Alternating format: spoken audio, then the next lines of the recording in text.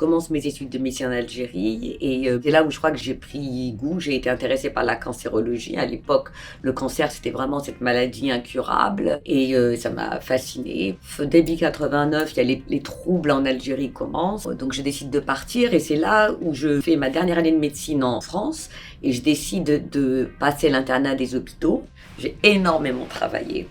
Et j'ai été prise et j'ai donc fait un internat en hématologie-oncologie. C'est à ce moment-là où je décide de faire un master et un DEA d'immunologie.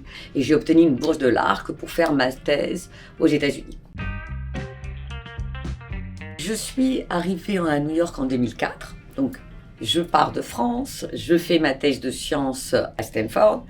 Je devais repartir en France pour être chef de clinique, soit à l'Institut Gustave Roussy, soit à l'Institut Curie. Et je rencontre mon mari, qui est radiologue et qui décide d'explorer, de rester un peu plus en Amérique. Et je lui dis qu'on reste 3 ans et on rentre. On rentre en France. Et donc j'ai un job au Mont Sinaï pour monter un laboratoire d'immunologie du cancer. Et je devais rester 3 ans, monter ce labo et ensuite rentrer. Et je suis jamais rentrée.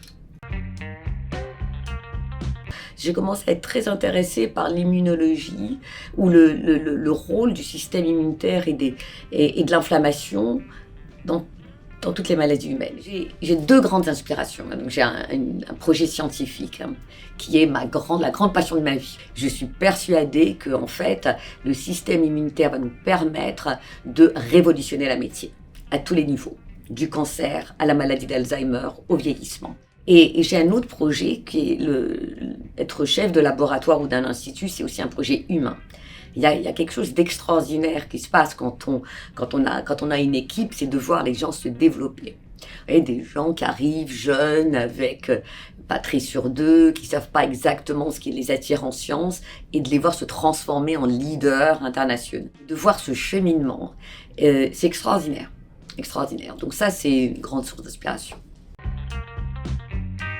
Cette représentation des femmes en sciences, c'est une cause qui m'est très chère. Donc je participe à beaucoup d'événements où je parle aux femmes, surtout des femmes qui veulent avoir cette carrière un peu difficile, qui est cette carrière de médecin-chercheur. Et donc j'encourage les femmes à rester elles-mêmes et surtout de comprendre que autour d'elles, il y a des grandes femmes scientifiques, il y a des grandes femmes CEO, il y a des grandes femmes qui ont pu avoir une vie de famille qui est complète et qu'à la fin, il est possible de tout faire si on le fait en prenant le temps d'expliquer aux gens qui nous entourent notre engagement intellectuel. Et c'est ce que j'essaie d'expliquer aux femmes.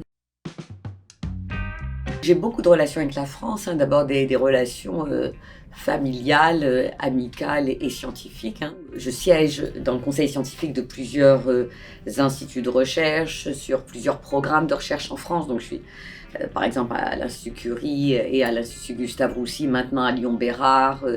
Je reçois aussi des enfants du lycée français dans mon laboratoire pour les initier un peu à la médecine et à la recherche.